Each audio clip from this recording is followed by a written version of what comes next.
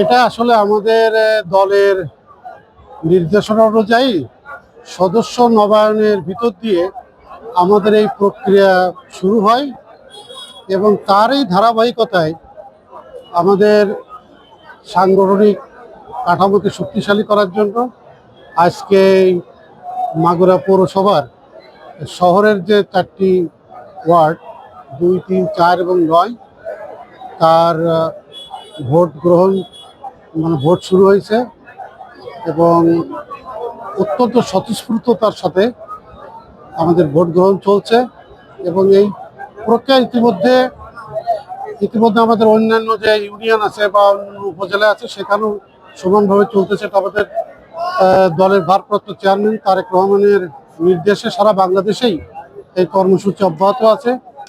আমাদের দলের থেকে একটা চাপ আছে যে আমাদের খুব দ্রুত আমাদের জেলা বিএনপির কাউন্সিলের মাধ্যমে জেলা সম্মেলন শেষ করতে হবে। আমরা আশা করি যে নির্দিষ্ট সময়ের ভিতরেই করতে পারবো। বিএনপি যেহেতু একটা আধুনিক একটি গণতান্ত্রিক দল, সুতরাং আমরা বিগত সরকারের সময় আমরা চেষ্টা করেও আমরা কিছু লোক এক জায়গা করে যে আমরা এই প্রক্রিয়াগুলো ঠিক মতো করতে পারিনি। এখন একটা পরিবেশ আসছে এবং সেই কারণেই আমাদের এই কর্মসূচিগুলো আমরা শেষ করতে যাচ্ছি।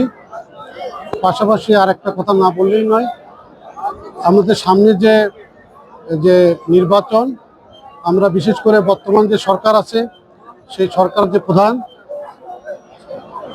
তাদের কাছে আমাদের উদাত্ত আহ্বান থাকবে যে একটা নির্দিষ্ট সময়ের ভিতরে, একটা যৌক্তিক সময়ের ভিতরে যাতে নির্বাচন দিয়ে একটি দেশে একটা নির্বাচিত সরকার প্রতিষ্ঠিত হোক।